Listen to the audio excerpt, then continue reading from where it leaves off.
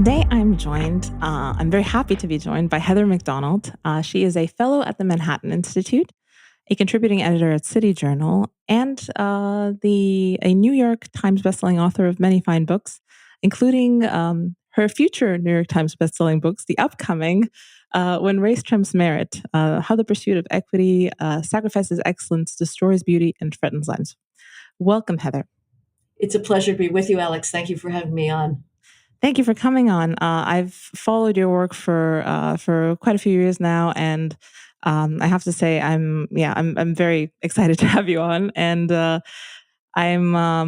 you've been someone who's for now probably decades has been very attentive at subjects that most people would not touch with a 10-foot pole. And you've not only covered one, but you've covered multiple, pretty much every one of the so-called third rails, and now you've reached, I think, the one that people are even most afraid of, the subject of race, meritocracy, and kind of what this whole new obsession with equity is doing to pretty much every institution in the West, and like I said, it's offshoots.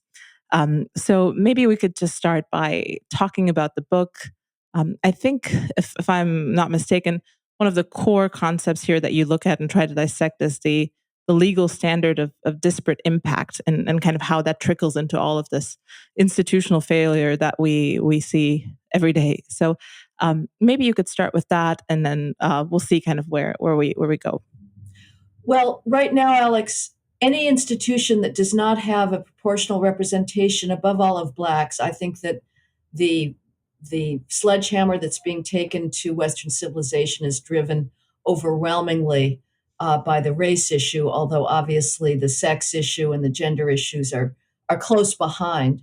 But at present, any institution that does not have a proportional representation of Blacks, which would be 13% based on the American population, is deemed presumptively per se racist. The only allowable explanation on the part of the elites, and I include this the mainstream media, corporations, academia, foundations, banks, law firms, the only allowable explanation for that lack of proportionality is racism. And it is every standard of meritocracy, of excellence, of achievement, or of behavior is coming down in order to fight this presumptive racism. And the way that the argument works is this concept of disparate impact.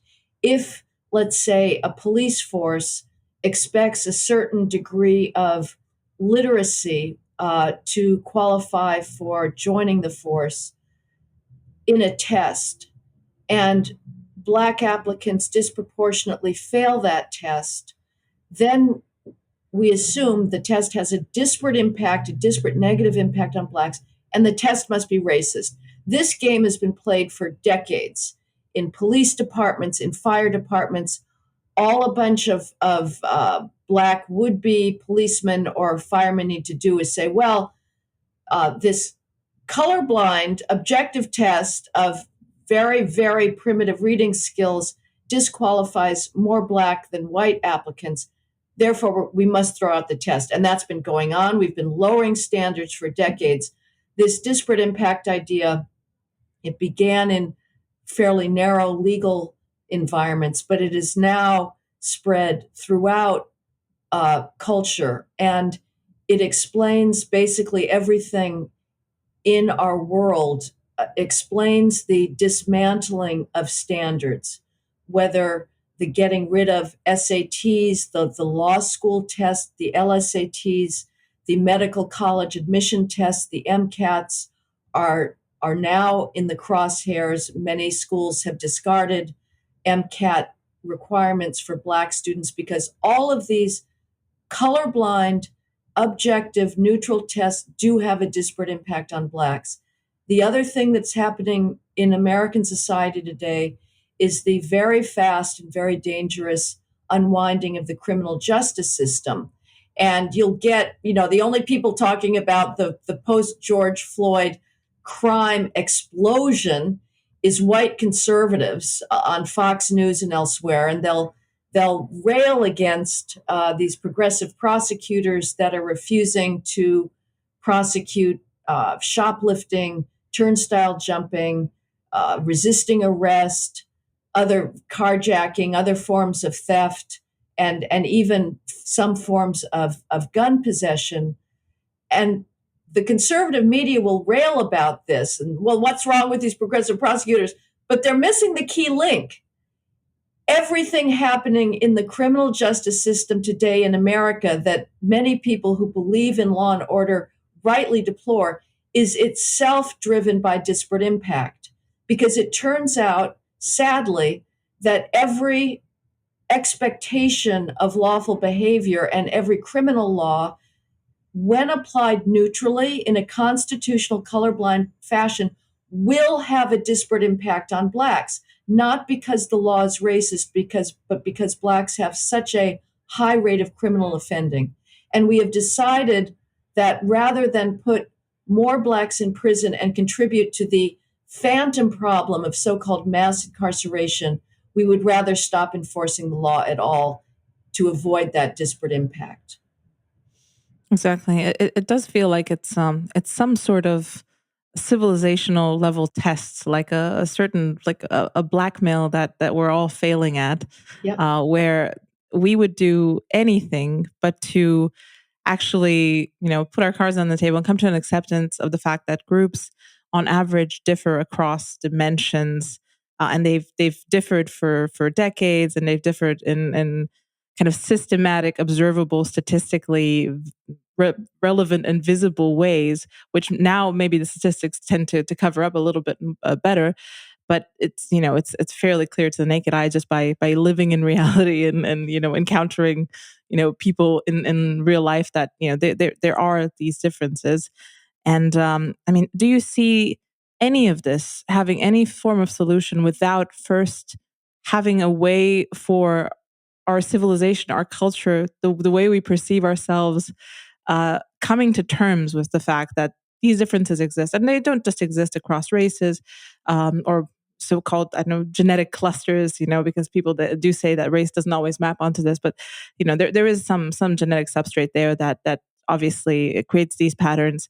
They differ across sexes, they differ across multiple dimensions. So, do you think it is possible without first swallowing this pill to actually solve this problem? No. And I would just restate absolutely what your framework of seeing this as a civilizational crisis. Basically, we are being held hostage to inner city black dysfunction. Rather than talk about it, we turn our eyes away from it. It is resulting in these massive disparities in outcomes, in skills, academic skills, and in the likelihood of breaking the law or following the law.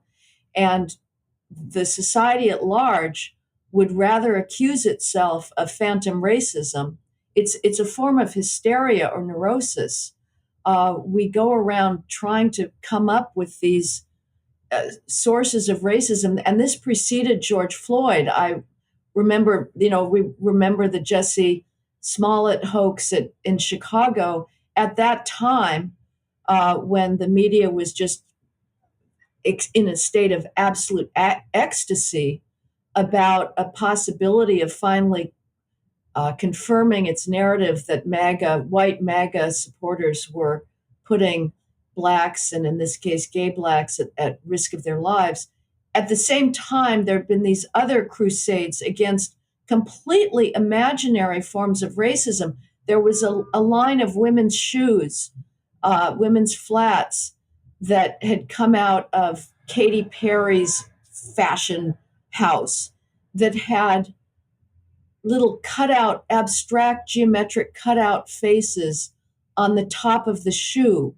And the shoe came out in 9 different colors, one of which was contrasting black and white. People saw blackface in that shoe. They thought that this shoe was somehow a pertinence of Ku Klux Klan anti-black stereotypes. So this line of shoes was completely taken off the market.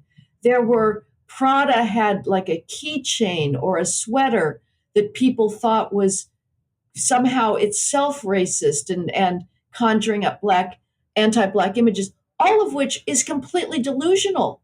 But we were in this state of hysterical self-flagellation that only got worse after George Floyd. I never, well, I'm a pessimist by nature, so I do believe that King Lear is right, that when you think you've hit the bottom, you haven't. Things can always get worse. Nevertheless, the the degree of utter madness that followed the death of George Floyd, with every single mainstream institution declaring itself guilty of systemic racism, at the same time, of course, declaring with even greater vigor everything else in America, like again, the criminal law system or university admissions, as also completely mired in systemic racism, was just beyond belief. So, yes, unless we are willing to provide an alternative explanation to disparate impact that is not racism,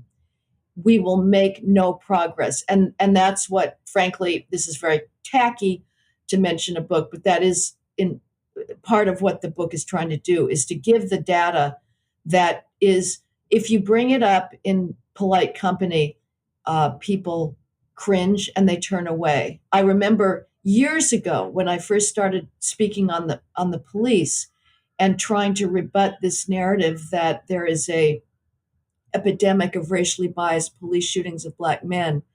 And I gave a talk at the City University of New York's John Jay College, and a very well meaning former ambassador, the quintessential WASP, tall, statuesque, and a supporter of the Manhattan Institute, came up to me afterwards and said, well, you know, that information you talked about, which was about the Black crime rate, facts that make it impossible for the police to fight crime and protect Black lives without having higher rates of arrests and stops of Blacks. So, if we're going to provide an alternative explanation to the poisonous systemic police racism, you have to talk about the facts. But this guy came up to me and said, well, you know, before you even bring up this crime data, you really should prepare your audience because it makes people very uncomfortable. We're more uncomfortable hearing the facts about Black crime, the fact that, for instance, after the George Floyd riots, Black juveniles are now 100 times more likely to be killed in gun homicide than white juveniles, 100 times. Why? They're not being killed by the cops. They're not being killed by whites. They're being killed by other Black juveniles who are committing gun homicide at 100 times the rate of whites. Rather than talk about that, we would rather accuse police officers of non-existent racism. So, yes, I am going to keep putting out these facts, including about the academic skills gaps, and let the chips fall where they may. Yes, and I think there was a part in one of your more recent articles where you kind of sadly document the fact that a lot of this stuff seems organic. I mean, whatever we think about, you know, the voting machines in the big cities and whatever ethics around vote counts and things like that, a lot of the people who support these policies are being voted in. They have huge constituencies. People are interested in their programs. Or at least not as interested in the law and order programs. And it does feel like, you know, as you were saying this before, I mean, there's a lot of ruin in a nation, and feels like there's still a lot of ruin left. I mean, kind of this, all of these flavors of pandering to different ethno-narcissism seems to be great politics. I mean, it makes for great messaging. You know, people, I mean, it's not like these candidates are saying that these problems will remain unaddressed, but they essentially give solutions that have never worked. You know, kind of these social scientist type approaches where it's all about you know, giving the homeless shelter and giving I know, social services to X group that is shooting up on the street. But the reality is the uptake in these programs and the interest in them, and especially the results for them are abysmal. So it really it feels like people are just not learning the lesson here. There is an absolute aversion to the idea of personal responsibility.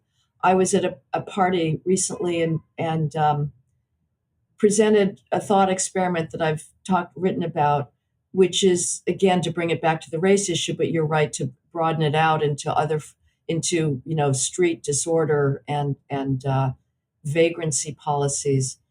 But I've said, with regards to the explanation that systemic racism explains the very real racial disparities in income, household wealth, uh, attainment at the very highest levels of professions that are still remotely meritocratic now, but that's all coming down, whether it's in the judiciary or science labs or law school faculties. But that if blacks acted like Asians for 10 or 15 years with regards to all things related to academic success, that is a fanatical attention to homework, to studying, parents involved in their schools, in their children's education, making sure that they were showing up to school and were studying, and students were taking their textbooks home and actually paying attention in class, and we still saw racial disparities, then it would be, and so in other words, we've removed the behavior gaps, but we still saw racial disparities. Then it would be time, arguably, to look at the systemic racism explanation. But until that happens, when you still have these large behavioral disparities that are within the capacity of families to overcome, it's way premature to say systemic racism is the only allowable explanation. So I presented this as not exactly cocktail party talk, I realize, but this female I was talking to, who was a social worker, she flipped out.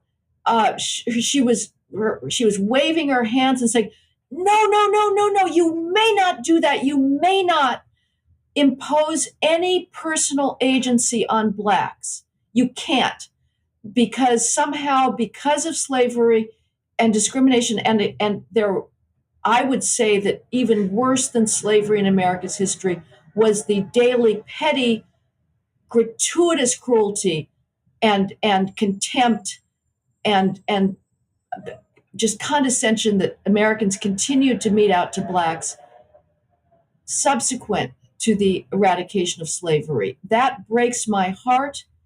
It is tragic to see that blacks were for very many decades making an effort to conform to bourgeois values, and whites continued beating them back. So that is true. But right now, that is not our reality. And these questions of culture are within their capacity, but it is completely taboo to talk about them. And I would just say again, like I recognize that there's a value of racial etiquette, and that instinct that this former ambassador showed, which is to turn one's eyes away.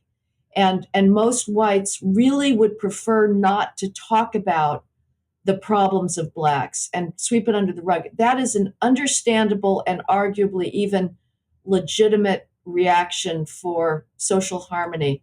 But at this point, if we are going to indict our fundamental institutions of Western civilization, whether it's classical music, art, philosophy, science, as racist, then the time for racial etiquette is over, because the left does not hesitate to wield the racism charge promiscuously and without any factual basis. So I am very well aware that these are difficult topics, and ones that these well-meaning white Americans would rather not address, but it has to be done. And if I could just also, you're right about, like, when are voters going to throw the bums out that are bringing us this disorder? The issue of personal responsibility applies as well to street vagrants, and oh, yes, the solution is going to be more social services. Listen, people are on the streets because it is a lifestyle choice. They're given options on a daily basis by outreach workers. Here's some shelter. Would you please come with me? You'll get showers, you'll get clothes, you'll get free food. And people don't come because they would rather maintain their lifestyle of drug use. And they have, in many cities, there's pizzas delivered to their block, to their little encampment. There, many advocates give them free tents so that they can expand their encampment shanties. Because the advocates, so-called advocates, and I've asked before, like, how do you get to be an advocate?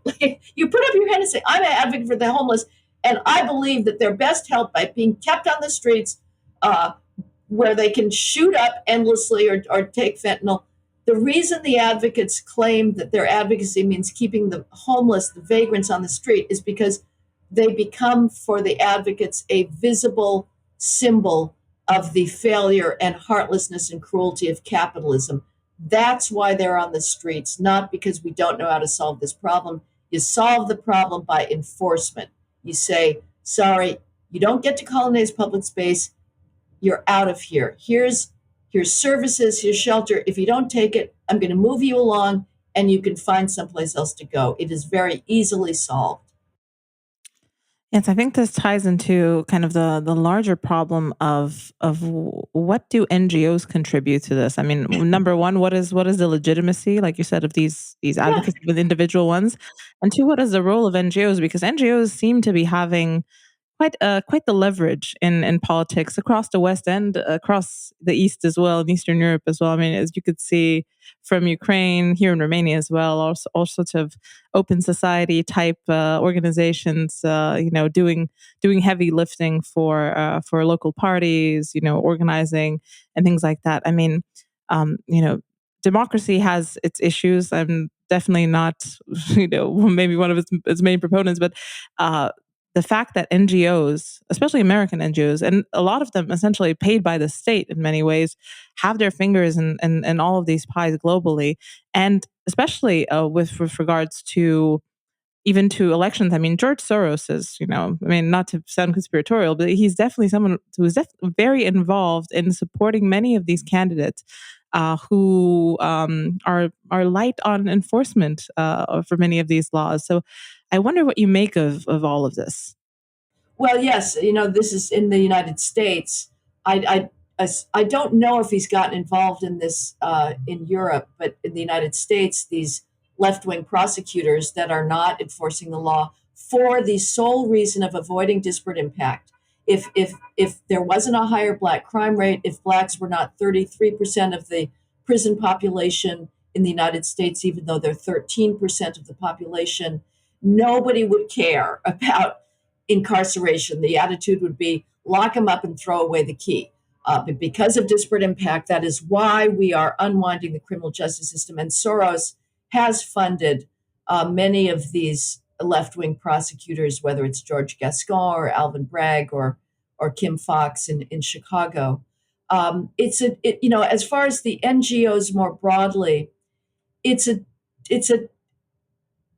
complicated and sad topic because as much as these days my instinct is to be somewhat of a skeptic with regards to the triumphalist American narrative about this nation of freedom and liberty and rugged individualism from its onset, because of, I think, you sort of need to always have a footnote. Yeah, but what about blacks?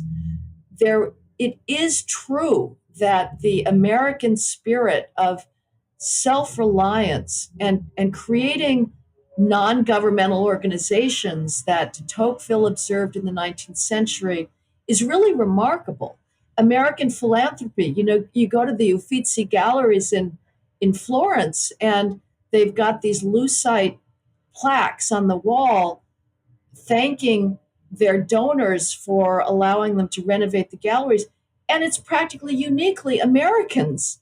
Americans support British universities, Oxbridge. We do have this remarkable tradition of both philanthropy and self-help through these so-called civil society organizations. So that's a good thing. It means that you're not relying on the government. And there's a narrative that comes out of the Claremont Institute. Charles Kessler was very involved, and a guy that I'm not in contact with anymore, that is against the American progressive movement as the moment before the New Deal, but culminating in the New Deal, when it was assumed that all of the voluntarism would be transferred to government, and we got ever expanded government programs to take care of socialization, try to alleviate poverty. And so now the NGOs, as you say, are very often government supported. A colleague of mine at the Manhattan Institute and City Journal, Steve Malanga, wrote an article in the early 90s about the New York City's sort of landscape in poor minority neighborhoods, where basically the only institutions out there are these social service public interest agencies that are purporting to do social uplift, and it's all government funded. And I did some research when I was writing a lot on welfare reform, which now is a topic that absolutely bores me to tears because I'm not at heart a policy wonk. And so I don't believe that if you tweak the child tax credit, you're going to revive marriage or something like that. But I would go out to these agencies that were going to be, helping uh, single mothers become I don't know what, because we don't want them to be married. If you're a left-wing social service agency, I guess you just want them to have more government funding. And they're totally incompetent. These are run by people that are basically one baby step away from their own clients. That's a different matter than these elite NGOs that show up at Davos.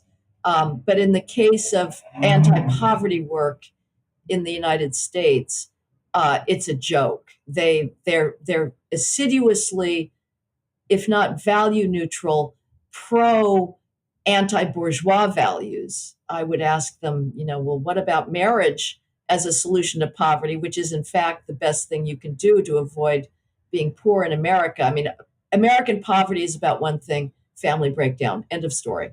It is a phenomenon of single mothers that have multiple children out of wedlock, often by different fathers.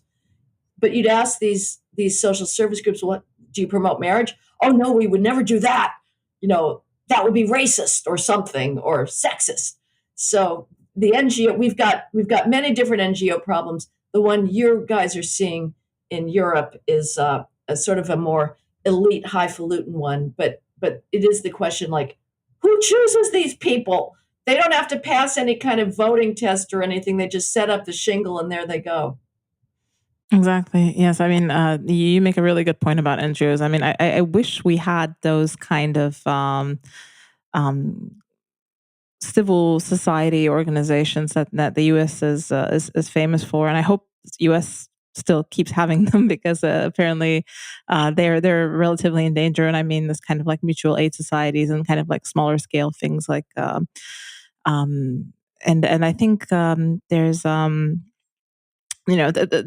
problem in Eastern Europe has always been kind of the underlying current of low trust, but I feel like that's slowly subsiding here as well. I mean, we're on our way, but the problem is that in the meantime, the actual patterns for NGOs are all of these imports. Like the biggest companies in Romania are multinationals. The biggest NGOs in Romania are multinational, and they're kind of setting the tone for what exactly it means to be doing voluntary work or charitable work, and it's all for the great gods of diversity, inclusion, and Right. whatever Brussels wants us to think about.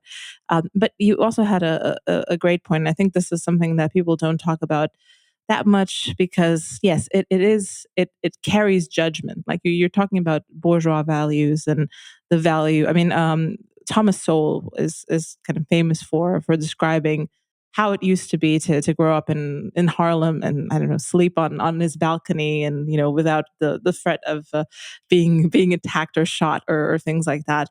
And the fact that bourgeois values, I mean, even if they were not as prevalent in the Black community as they were in the white community, they were still pretty prevalent. I mean, people looked up to the kind of the mainstream culture and were aspiring to be a certain way. And I feel like maybe this is kind of the dark part, that without that pressure, we're lifting the pressure of maybe too much enforcement sometimes, because that did happen, and also lifting the pressure of actually having to look up to mainstream culture, because now I feel like kind of the value systems has inverted. Like most of the interesting, creative, and noteworthy people in the U.S. either are Black or have some sort of affinity to either Black music or in the movies. I mean, things are kind of converging towards this is the lifeblood of American culture, and you can see this even here. I mean, teenagers here also listen to rap or whatever American music with kind of a black backbeat is coming out now. So I think these two forces, where you have a lack of enforcement of bourgeois values, which one of them is the law, and then you also have a lack of status for these bourgeois values, which is essentially it kind of left no pressure on certain communities, and they drifted into maybe a I don't know, a more ancestral pattern. I mean, make of that what you wish. That's absolutely true. Now we have oppositional culture, and you could see that coming from a long time within academia, with the instinct towards critique, towards deconstruction, as Paul Ricoeur calls the hermeneutics of suspicion.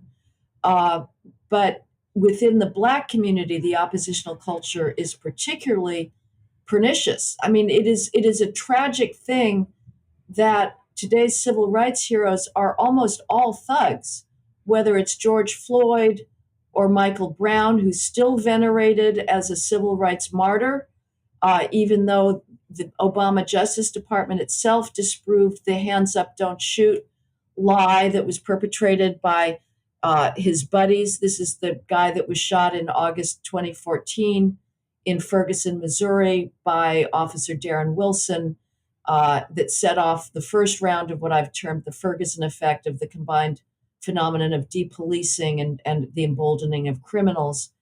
Um, but that George Floyd is like having squares named after him or monuments erected in his name. It's heartbreaking. It's a travesty when you think of the self-discipline and heroism and real courage that was shown by the early civil rights nonviolent activists who believed absolutely in turning the other cheek and obeying the law.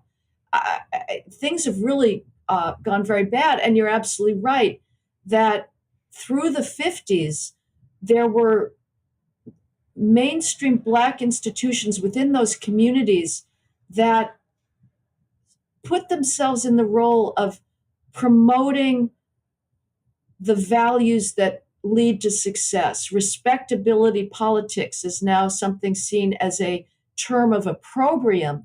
It should be something that should be celebrated. The Black newspapers would give tips on, how to dress, or would celebrate cotillions and Black sororities and fraternities. There's a very interesting book that I reviewed years ago by a sociologist and editor, Alan Ehrenholt, called The Lost City. And it looks at four or so different ethnic communities in Chicago in the 1950s. And he says the difference in the 1950s, but from then and today, is basically attitudes towards authority. You did not have this knee-jerk belief that any authority is per se illegitimate. And he talks about a white ethnic Catholic neighborhood in Chicago and a suburban white neighborhood and the growing suburbs outside of Chicago. But he talks about Bronzeville, which was the Black community. And they had these voluntary associations of mutual aid, insurance groups, and groups that were trying to make sure that this was a society that was going to conform, and that basically it's the talented tenth that Du Bois talked about. Now, you're absolutely right that Black levels of dysfunction, of crime, of drug use, of petty theft, juvenile delinquency, and out of wedlock birth rate has always been higher, but it was quite different. And when the 60s came, I have one theory for what happened to that embrace of bourgeois values and why was it replaced with oppositional culture that celebrated crime and dysfunction. Maybe the loss of segregation and the expectation of integration, and so to some extent maybe it was rationalizing the real. I don't know, but I have to say it breaks my heart when I see pictures of Black college students or Black performers, whether it's Ella Fitzgerald or Nat King Cole, Louis Armstrong, dressed to the nines, saying we are going to be part of America. We're going to play by the rules. And through the 1950s into the 1960s, white Americans kept beating them back and saying, sorry, you're not welcome here. And it was like we're two ships passing in the night. We kept them out. Now, white Americans are open arms. There's nothing that they want more than to be transracial. They are not discriminating against Blacks. They are making excuses for Blacks. We're ready. And after way belatedly, after this appalling centuries long white supremacy, but now you have Blacks that are, in the inner city that are saying, to hell with this. We're going to celebrate misogyny. We're going to celebrate multi-partner fertility, as they discreetly call it in sociology. We're going to celebrate gang banging, dropping out of school, not studying. We're going to view effort as acting white.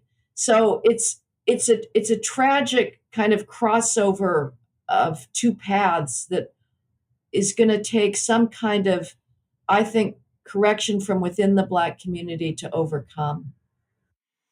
Yes, it's it's it's a complicated it's a complicated knot of so many issues, and I think the historical weight of it all makes it even more complex to untie. Right. Yeah, I think there's also the element of kind of the cost to everyone else, which a lot of these policies seem to miss. Because I mean, especially recidivism and the fact that the legal system doesn't seem to account for that. The fact that recidivism essentially means that the same person that you've had in your courtroom has gone out and done something similar, often much worse, and then they go back in and they go out, and then there's obviously a misunderstanding of the psychology of a person like this. I mean, after the second or third time, you could always obviously see that this is someone who's um, not phased by being sent to prison for a short time. This is not someone who's, the prison system obviously has not corrected, I don't know, the moral issue within his soul, and it's not doing what it should. And every time he goes out, because usually he inflicts costs, misery, destruction, financial disaster on members mostly of his own community.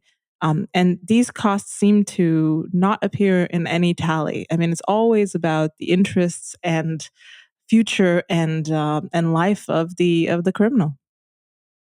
Absolutely. You have absolutely stated what I sort of realized. Here's the issue: is that this is not, you would not foresee this. The activists they prioritize Black criminals over Black victims. That you wouldn't have foreseen that. That's not something that is, by definition, essential. You could just as easily. So this is why, like, conservatives like me go around scratching our heads saying, "Wait, why?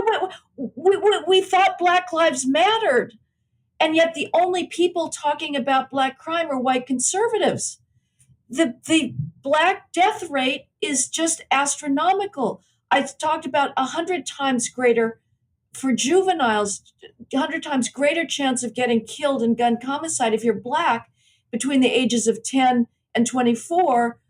Blacks have 25 times the rate of whites as dying. Blacks have dying of gun homicide as whites.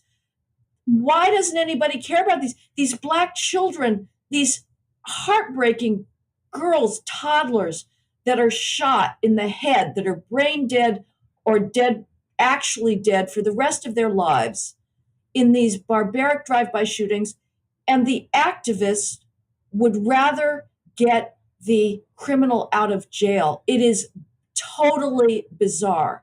Now, as far as the recidivism goes, and not cracking down, there's two things going on there.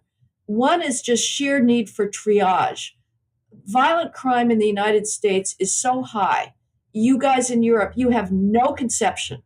And whether it's an American anti-incarceration advocate or a European one that says, well, Germany's, you have a 22 higher times rate per capita rate of incarceration as Germany, and like what it is compared to Japan.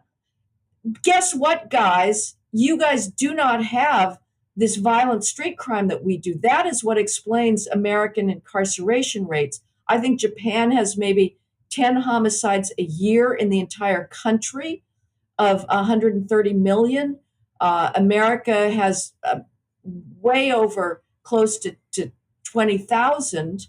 Every single day, dozens of Blacks are killed in homicide every single day, and nobody talks about it.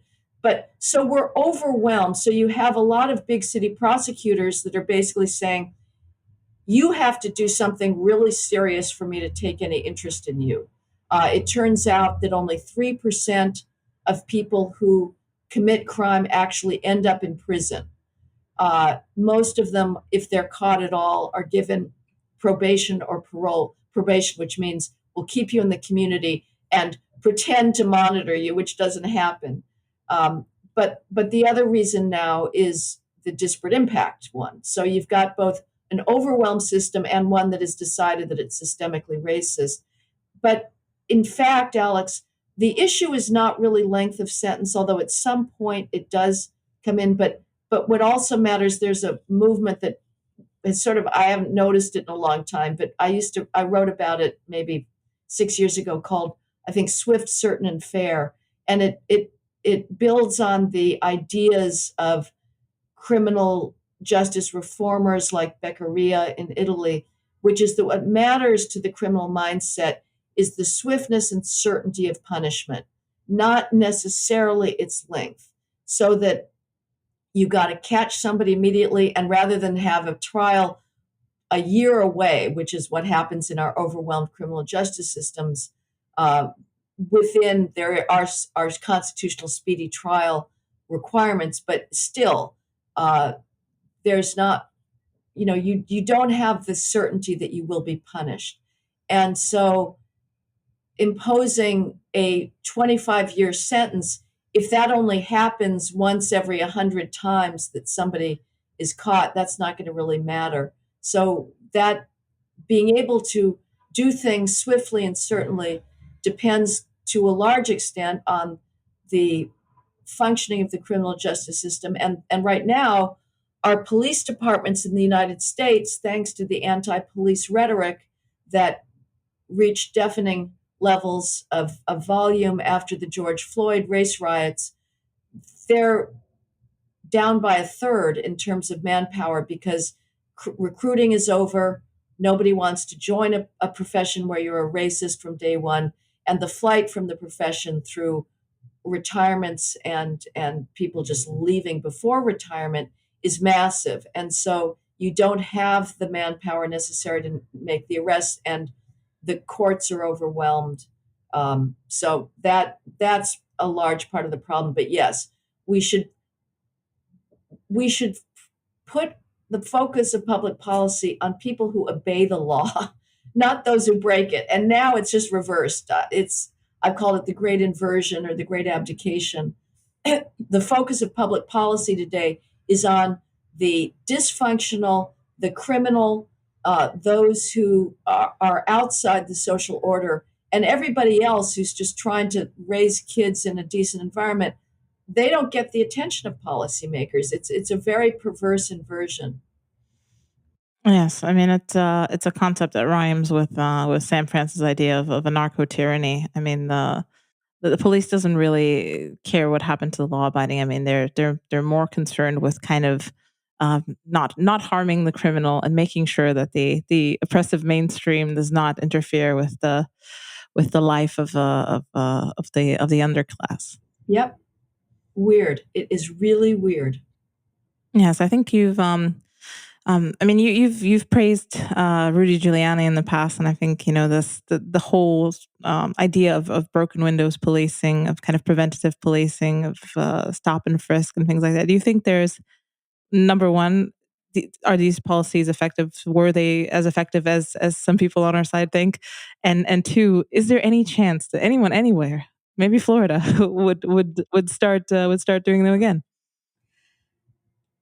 They're both effective and morally justified. Even, the strong theory of broken windows policing, and broken windows policing is paying attention to so-called low-level misdemeanor crimes like littering or urinating in public, turnstile jumping, fare beating, graffiti, drug drug sales, drug use, loitering, disorderly conduct, illegal gambling, prostitution.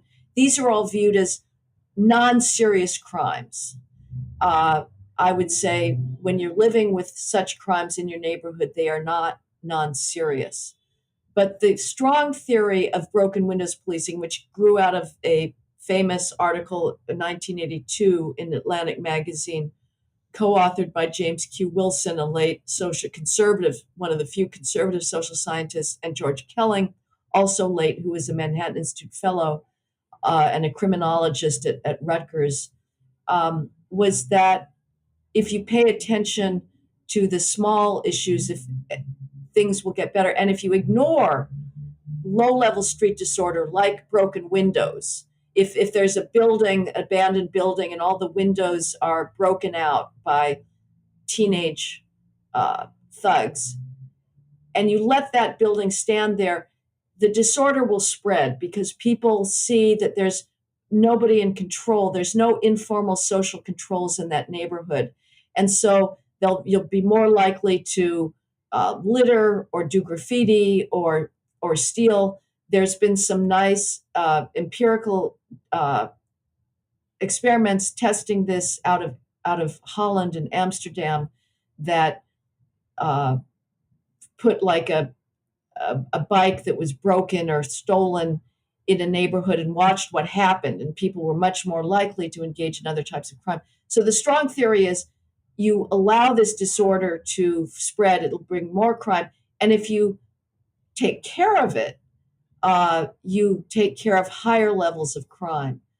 And I do believe that that works for two reasons. One, when you're arresting or just merely intervening with people like drinking in public, you don't have to make an arrest. But if a cop goes up and says, look at, you're not allowed to be drinking out of your brown paper bag here, and pours out the scotch or the whiskey without making an arrest, that's enough to say, we're aware that you're engaged in this illegal behavior. Don't do it.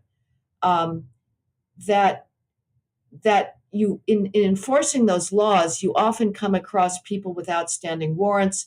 With Rudolph Giuliani, you mentioned him, the mayor of New York City in 1994, who began the great revitalization, economic renaissance of New York through policing. They found when they were finally making arrests for turnstile jumping, which is one of the most awful crimes that just give you a sense of, boy, I don't want to go into this subway because there's criminals down there. They found when they would make arrests for turnstile jumping that they were finding occasionally have people with murder warrants out for them, or rape warrants. So it works that way. Um, but and it works by discouraging further crime. But the other thing is even without that strong theory of broken windows and the great chain of criminal offending, which means that if you're a robber, if you're one who uses guns in drive-by shootings, you're not scrupulous about obeying lower level laws. You're not, oh dear, I better not litter, but I'm going to go out and spray bullets across this sidewalk in the hope of killing my gang rival, and I don't care if I shoot a 3-year-old girl in the head. You're not going to do that and at the same time be very neat about litter. So that does work. There's a great chain of criminal offending, but the reason it's a moral necessity, I've spent time in inner city neighborhoods going to police community meetings, and the good law abiding people who take the time out of their once a month to show up to these meetings and beg for more police protection, it's what they want. They complain about the kids that are hanging out by the hundreds on the street corners fighting, or that are truant from school, or the drug sets in their neighborhood, or smelling marijuana in their hallway. They want that broken windows policing. And if the police listen to the advocates who say, oh, well, misdemeanor enforcement, low level enforcement is racist, the police will be denying those law abiding people the public order that they deserve and that they beg for. Yes, it seems like this would simply be the enforcement of bourgeois values in terms of street conduct. I mean, we just Right. don't do gambling on the corner. We just don't Right. do drinking in public. Yeah, and the fact that it's broken down everywhere. I mean, the fact that you don't enforce petty street crime, the fact that you don't.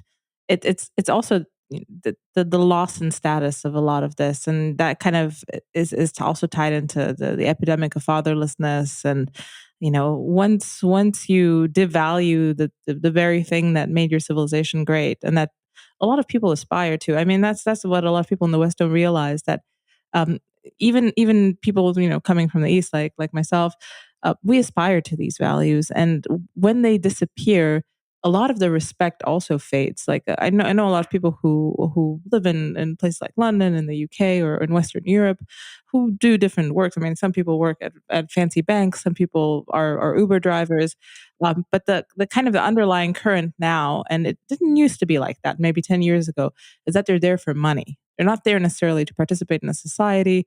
They're there to get their money. They're also, a lot of them are convinced about the racism narratives that they keep hearing, that people are racist against them, which they weren't 10 years ago, when people were arguably more racist against them because they were new and exotic and things like that. So the fact that the West has willingly shed its status is not a good thing, for even for the people who would like to be immigrants, to come to the West and maybe contribute, because they don't feel like contributing. They feel like taking. They feel like you've exposed your soft underbelly, and it's there for the taking. It's a strange psychological reversal. For a lot of people who actually would have wanted to participate and contribute, the fact that there is this undercurrent of self-hatred in the West is very bad. It's not doing anyone any favors, and it's not making the experience, even of the immigrants that you so kindly welcome, any better. It's really sad. Yeah, I was in the Boston, MIT, Cambridge area this week, and I was on a green line going out to the Museum of Fine Arts, one of their sub trolley lines, and on it was this group of just utterly appalling white girls that I wasn't quite sure of their sex. I mean, they were so, and it was a very punk look with overtones of the trans look, but with sort of shaved sideburns and the red pink hair and pierced all over, that were the absolute antithesis of any kind of female modesty or sense of wanting to aspire to not not beauty in a kind of overly uh, mindless feminine way necessarily, but just ugly grunge. And then on the subway was an Asian girl reading. And I thought, oh, how nice, she's reading a book, looking absolutely well put together. Well, I moved later to see what she was reading, and it was James Baldwin, Giovanni's Room, which is a testament to his homosexuality. So she's undoubtedly like a Harvard student or something. But it was amazing the Asians that you would see around Harvard Square that are on this Ivy League tourism with their young children, like 14-year-olds or something, or 12 years old. You could see them. They don't speak any English, but they're taking their kids here to say, you will go to Harvard. And so Asians are the one immigrant group that are still hewing uh, extraordinarily fanatically to the success sequence and the bourgeois values, where everything else is collapsing around them. And if they ever decide that the American university is not any longer the essential path to what they aspire to, we're in trouble. Our graduate STEM departments here are over 50% foreign because our math skills are so low, we can't fill them. Classical music is kept alive because of Chinese and Asian involvement. American parents, even Jewish parents, I don't think any longer are believe that learning an instrument is a necessary natural accoutrement to being civilized. So yeah, we have lost confidence in our values. It's very, very curious. And again, I think a lot of it is because of a belated reckoning with race, and white civilization generally is extraordinarily uh, self critical. The rest of the world, as I'm often reminded by conservatives who are trying to pull me back from my maybe overreaction to America's race history, will point out that the rest of the world was worse when it comes to mistreatment of the other, and still is. And nobody is apologizing. I've never heard any apologies come out of an African government about its participation in slave trading long before the Portuguese or the Spanish or the Dutch arrived there, long before ongoing enslavement in Africa, mostly Arab to African, but no apologies for tribal genocide in Africa, uh, and other cultures that have been completely contemptuous of strangers, whether it's China, Japan, India, and within their own caste. Abysmal treatment. Nobody's racked by guilt. The West is, and whether is because the whole philosophy of self critique, the Enlightenment philosophy, is Western. Whether that makes us particularly prey to this, I don't know, but it's not justified. It is not. Science editors, heads of federal science agencies, heads of academic STEM departments are going around at every opportunity saying that science and medicine are racist. It's truly sick. I mean, it is a form, as I said earlier, of like some kind of weird psychosis or neurosis. Yes, there was interestingly a recent kind of statistical study floating around about the fact that apparently a lot of the kind of the buzzwords that we now associate with wokeness had early adopters, not in the U.S. but in countries like Sweden or which one was the other country? But yeah, Canada, of course, and Yeah, of course. of course, yes. And I think a lot of people were saying, "Oh, this puts into question a lot of the theories about wokeness." But the reality is that a lot of people have just been marinating in the narratives about civil rights, especially coming through American media, through pumped hot through every channel. Every movie has pretty much the same pattern of the oppressed underdog with the oppressive overdog, kind of this terrifying father figure, and then maybe in the end they the father sees that actually it's really good for his son to be dancing, to be gay, to be a woman, to be whatever variant you're watching at the time. And it's the fact that it happened, people in Sweden happened to be a bit more eager to talk about this stuff earlier, doesn't necessarily negate the fact that this is all of media is American. All of the narratives are American, and pretty much all of the American narratives have some form of moral valence tied either to civil rights, or maybe if you look a bit earlier, to the victory in the Second World War and what kind of the moral conflict was there. So, yeah, it's a strange thing to be kind of in downstream from these, like, a century's worth of narratives now. And I think a lot of people just don't perceive these narratives anymore. They just seem like normality. I feel like that fuels a lot of these it's common sense. It's common sense to root for the underdog. It's common sense to see, criminality as a result of poverty and social dysfunction. And obviously, if you think that about criminals and about the destitute and the homeless, the unhoused, you obviously think that social services is the only mature way to deal with this. And and this reminds me of kind of something that happened in the 90s, and it was an outrage across all of Western Europe, because that was when Romania was kind of getting getting its collective things together, and we had a very bad feral dog problem. So we had lots of packs of dogs were maiming children. They're just making the streets unsafe. Burrowing through garbage, and we had a very forceful president at the time.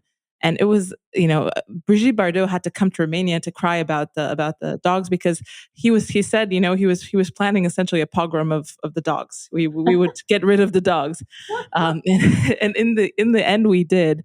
But it was such a kind of a contrast between the fact that in Romania it was pretty clear what needed to be done. You needed like a task force to descend on the dogs and to process them in some ways. But the outcry and the force that the Western NGOs put up to say, no, no, no, you need to be, not doing this the only way possible. I mean, these were probably millions of dogs. Every street had its own little pack of nightmares.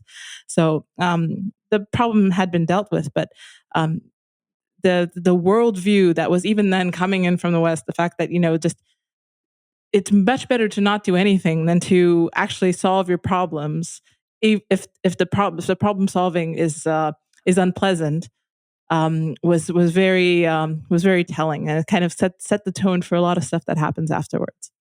So you're saying the Dog Lives Matter movement was responsible for our Black Lives Matter? I mean, No. there is this veneration of the underdog, and it is the antithesis of classical values of the Greeks and Romans, where you honored and aspired to be the hero, to be the conqueror, and Western cultures, like all cultures, have been warrior cultures. Too much so for me. Like, I frankly have a hard time reading. I couldn't get through the Iliad. It's too much war.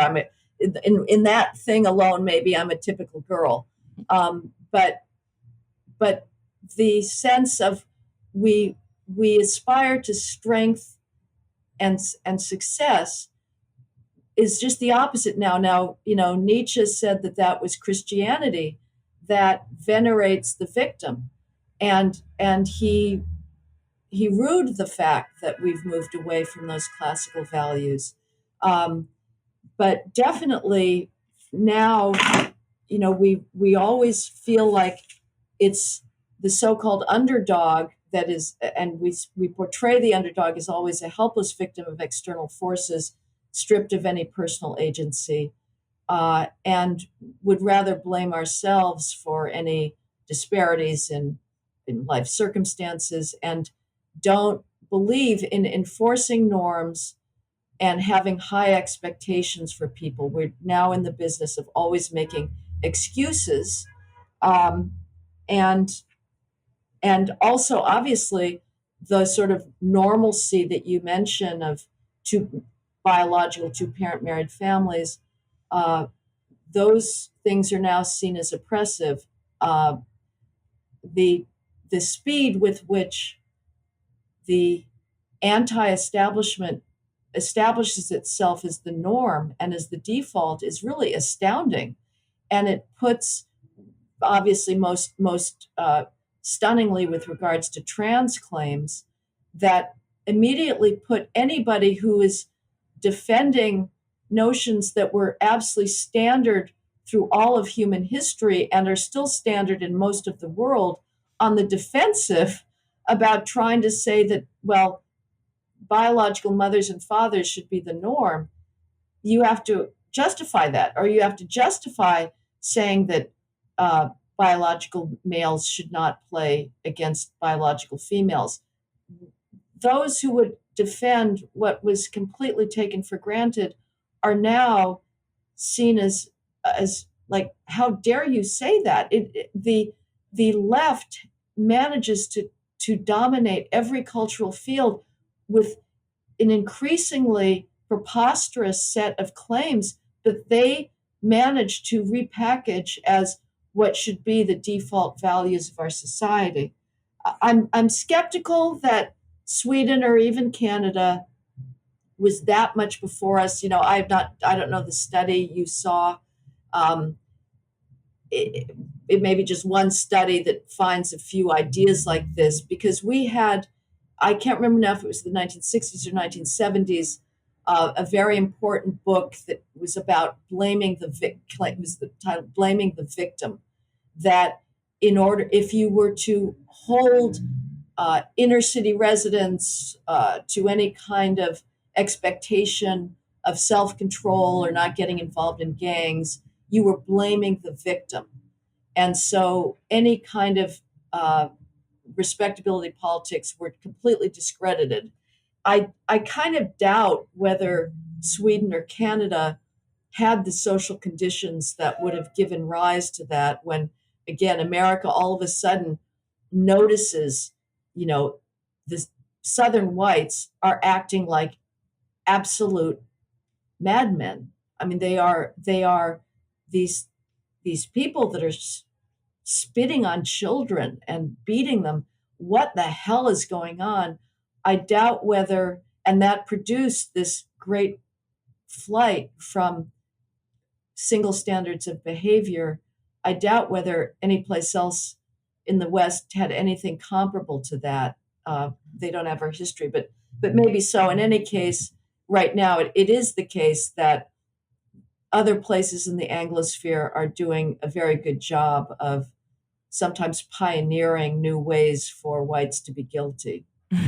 Yes, I think it is interesting how, especially the internet, and also I think the maybe the universities before the internet, because pretty much all of the sociology and anthropology and even political sciences, economics that people study in foreign universities has its origins somehow in the U.S. I mean, most of the studies are most of the books written are from U.S. authors. So I think the patterns were set there as well, and there is some phenomenon where because the U.S. kind of sets the status pattern for global elites, some people are more eager to prove their fealty to the global elite creed by being, I don't know, more Catholic than the Pope, and being because these concepts like, I don't know, heteronormativity and things like that existed in the water in academia and on platforms like Tumblr, even before the so-called Great Awakening, which people placed at around 2011.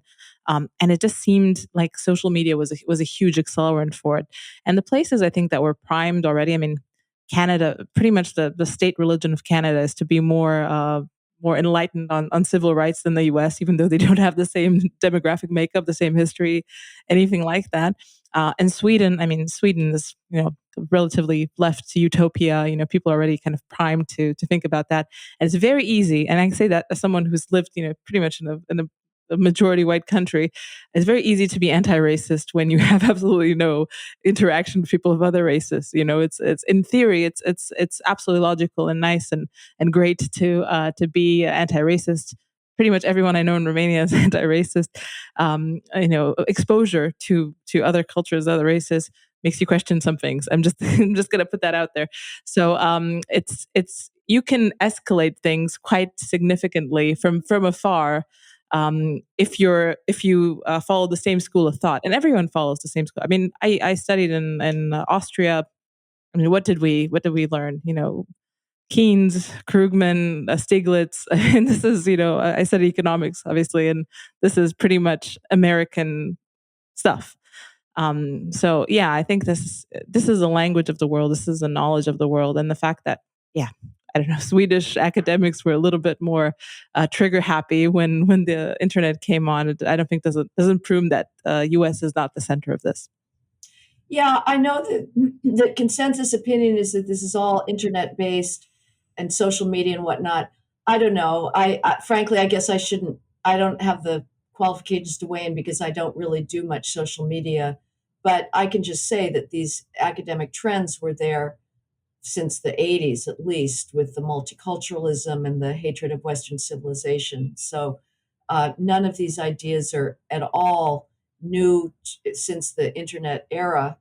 Um, Okay, I think and the argument is more that it's just an accelerant, and that there is, acceleration, right? yeah, there's something about the polarization and the fact that it was pretty early on that the camp split into two sections, and then that the fact that you had to distance yourself from the politics of the other camp, and it was always kind of one outrage anecdote against the other and one influencer against the other, made the two ends kind of escalate in opposition to each other. Because I do feel like, for example, the trans phenomenon has reached kind of a fever pitch extremely fast, and it does seem like it's kind of a tit for tat escalation between the people who say, okay, maybe I would not send my child to I don't know, a striptease by a drag woman, when then the people on the other side say, oh, actually, I am so enlightened that I'll sign them up for tomorrow, drag queen story hour. And it just feels like this is all absurd. But to create that distance and opposition to the hated other, you have to kind of up the ante and become even more insane. Well, I I am constantly asking myself, what am I missing about my own point of view? And I think, I try to push back on conservatives who have this Manichaean worldview that it is the left has certain essential traits that are uh, abstract and not dependent on any particular issue, so that the left uses double standards or doesn't look at evidence, blah blah. And my view is they say the same thing about us. So uh, let's not assume that these cognitive shortcuts and epistemological blind spots are uniquely possessed by the other side. That having been said, your view that, well, both sides are going to the extremes, I don't believe that. I mean, I will say that I think they're the ones that are taking the culture just in completely bizarre ways. And it is not symmetrical. The conservatives are trying to hold on to something that is being destroyed with just acid at an incredible rate. And so I don't think it's symmetrical or at all comparable for a parent to say, I'm not going to take my child to some event whose whole purpose is to rub this child's nose into premature knowledge of sexuality. Uh, I'm actually all for drag. I love drag performances. I think transvestites are utterly fascinating in their blending of masculine and feminine traits. It's just this strange wavering between boundaries, but in a context of children, this is all about trying to destroy childhood innocence. So I do not accept that both sides are excessive in their movement to the extremes. The right has to be hard hitting because the left is destroying our culture. And I would add, to pick up on your points about Sweden and Canada and the rest of non American West. I thought that Sweden actually had better immigration policies than the U.S. Now I don't know what if they also were Wir schaffen das with Angela Merkel with the Syrian crisis in 2015, but I thought they're actually have some more guts there in saying we want people that are culturally consistent, and they were much better on COVID. But the thing that America still has a shred of of sanity on is free speech. It is terrifying to look at the ease with which Europe and Canada is completely willing to use government power to shut down the marketplace of ideas. And Germany obviously leads the way. It has a history with Nazism, and so it has long banned ideas. And whether one wants to justify that or not, one can understand it. Uh, but every place else without that history is just as willing. And we have the First Amendment, which you guys don't have, which makes you realize that, yes, laws really matter. Um, I tend to be sort of a legal realist or even a critical legal scholar in believing that interpretation is endless and that laws don't necessarily determine outcomes, and there's a huge range of possible readings. Nevertheless, it would appear that by virtue of having a First Amendment and laws against the government interference with free speech, it does matter. I don't think it's going to last much longer because we are putting these left wing law students on the bench, both for diversity reasons and ideological reasons. So you have Biden nominating to the bench judges that he knew would not even get past the American Bar Association because their qualifications were so low, but he was nominating them because of their sex and above all their race. So he said, I'm not going to submit my federal judicial nominees to the ABA for a rating any longer. So we're putting incompetence on the bench, but we're also putting people that are the products of this left wing legal education that believe that there's such a thing as hate speech that causes injury. This is what they talk about all the time as students in law schools. I wrote about the Stanford incident of the shout down of the federal judge Kyle Duncan. Um, I am not confident that we are not going to Europeanize ourselves when it comes to censorship. It's already happening, obviously, in the private sector, and nobody quite knows what to do about it. I sure don't. I mean, the technical challenges are so enormous to try and create alternative platforms. So that's very worrisome. Yes, yes, absolutely. I think that's this is another thing that's just downstream from the technological substrate that we all are on, and it does give governments pretty much unlimited powers to crack down on it in very subtle ways as well. But I just want to get back to the symmetry argument. I think I agree with you. I don't think it needs to be symmetrical to lead to escalation because I mean the culture is moving left rapidly. I mean, it's been moving left for decades, maybe half a century, maybe more, and the fact that even sitting still in the perspective of the mainstream is to have an unreasonably right wing position. So I think the left is perfectly capable to escalate its positions against this um, persistent and stubborn insistence of the right to ideas like heterosexual marriage to just the classics of having a bunch of children and maybe the wife stays at home and it just like absolutely Yeah, basic things that were just common sense yeah, up until 5 minutes ago.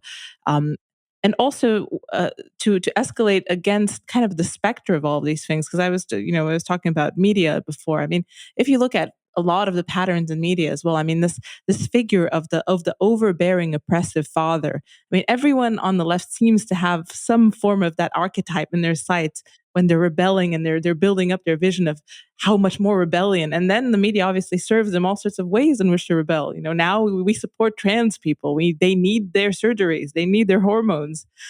So yeah, I mean, I think there's definitely something about that image that kind of animates the left, and even they don't even have to look at real conservatives to be able to escalate.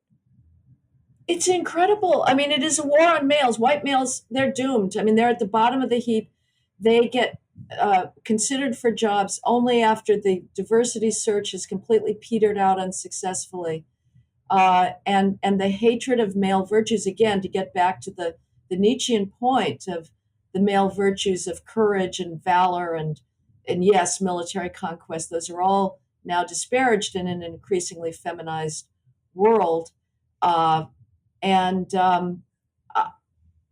males are denied any kind of bonding experience. The fact that the United States allows females into combat units, that's it. I mean, if we're doing that, it is over. That is so profoundly, deliberately ignorant about the realities of sex differences and military necessity that we are willing to put our combat readiness at risk merely to qualify females for four-star generalship, because that's what this is all about, is that to become top dog in the Pentagon military structure, you need combat experience. And so that's why we've put females into combat units. They are not physically capable. They do not have the body strength, and as a result, the military has been lowering its standards to get them in. And even worse, they will introduce eros into combat units that depend on combat cohesion and being able to trust each other and have a sense of one single body. You put a female in with a bunch of young males whose hormones are raging, there is going to be enormous conflict and sexual jealousies. We all know about the pregnancies on submarines. That is, once that starts happening, that is ridiculous. You cannot have people in these environments that are supposed to be about one thing, which is winning wars. They are not about gender equity. War is not about gender equity.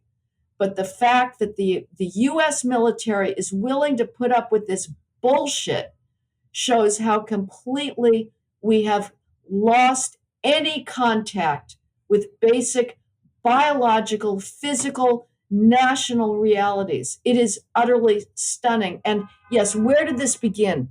Did it begin with the Enlightenment attack on authority? With we will no longer have the divine right of kings. We take that for granted now. Conservatives like to think they're conservative. No, they are as much on board what were at the time completely revolutionary, unthinkable upsets of traditions as now trans people were. To think about having democracy, suffrage, starting out with the property owners, but it spread, getting rid of absolute rulers.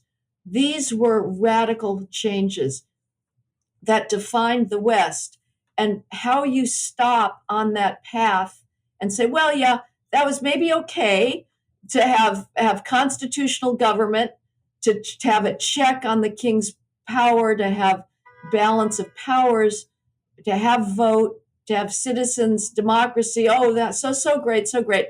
But how do you stop that from now tearing down any kind of legitimate authority? It's a very perplexing thing. Yes, I mean it's a great train. I like the amenities, but there are no brakes on it, unfortunately. And Right. yeah, we're heading off the cliff edge.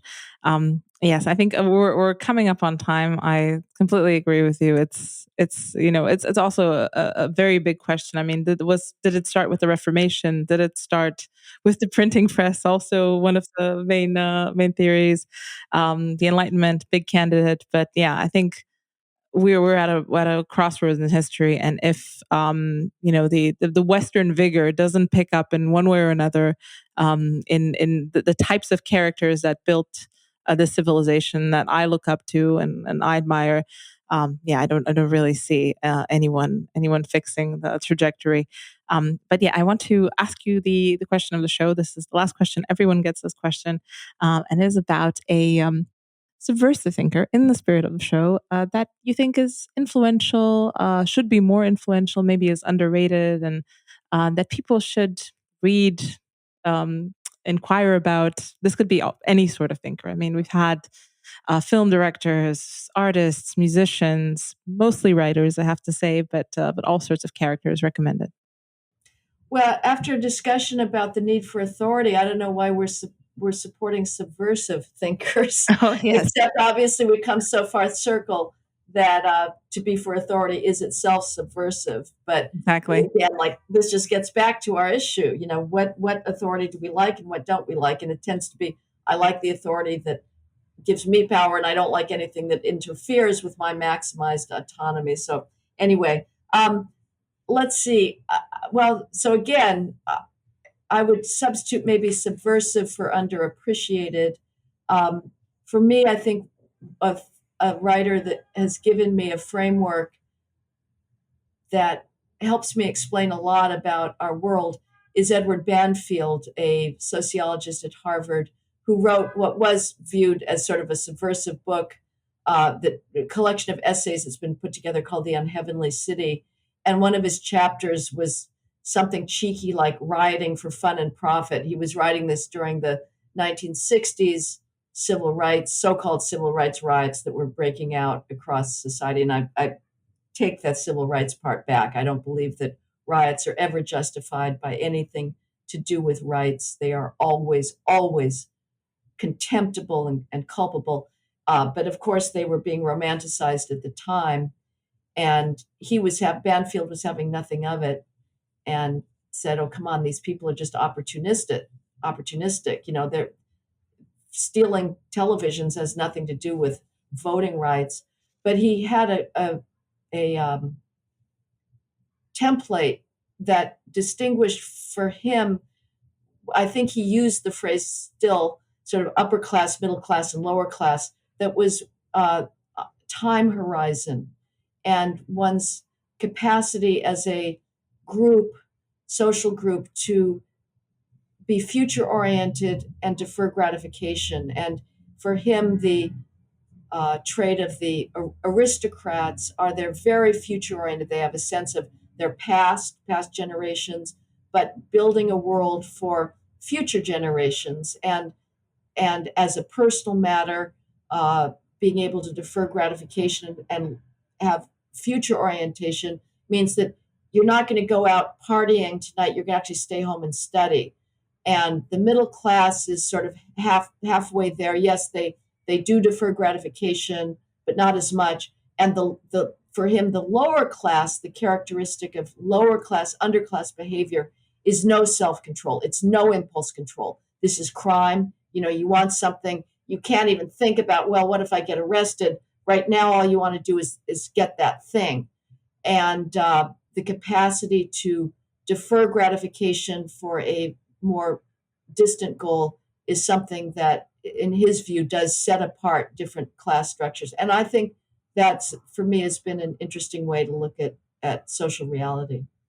Yes, that's definitely a very important component. I mean, a time preference. I've heard it referred to as well, and this is not the first time I've heard the name Edward Banfield. I think his other book, the Moral Basis of a Backward Society, has also been recommended on the show, and I think it's also an interesting case study in a low trust society. I mean, he follows kind of the moral attitudes of people in a small Italian village that was, I think, sometime in the 1950s. and describes something called amoral familialism, Right. as a to be honest, a very, even for someone coming from a lower trust society, that is a kind of an aberration in itself. And I feel like it's a very interesting case study for anyone who wants to look at the whole spectrum between what it means to really have zero trust in your fellow man, to not be able to build any sort of civil society structures, no voluntarism, no mutual aid, no nothing, not even the clannish mores of Eastern Europe. Even those don't apply there. So it's interesting to kind of look at the whole spectrum. To I don't know, maybe the opposite example would be something like what you find in Albion Seed by David Hackett Fisher, kind of the Puritan communities, which were kind of maybe overly integrated in that sense. And yeah, it's very fascinating. So extremely good recommendation. Unheavenly City. I will definitely put it in the show notes. And I want to thank you again, Heather. This was lovely and an honor. And I want to thank you for all of the work you do and all the deep dives and talking to the people on the ground and just writing the most detailed and valuable pieces about all of the places that people don't want to look. So thank you. Thank you so much. It was a great conversation, and I'm delighted to be on your program, Alex. Thank you. And I want to point people again to the book. The book comes out on the 18th of April, as far as I know. And it is called When Race Trumps Merit. And it'll be out everywhere fine books are sold very soon. Thank you.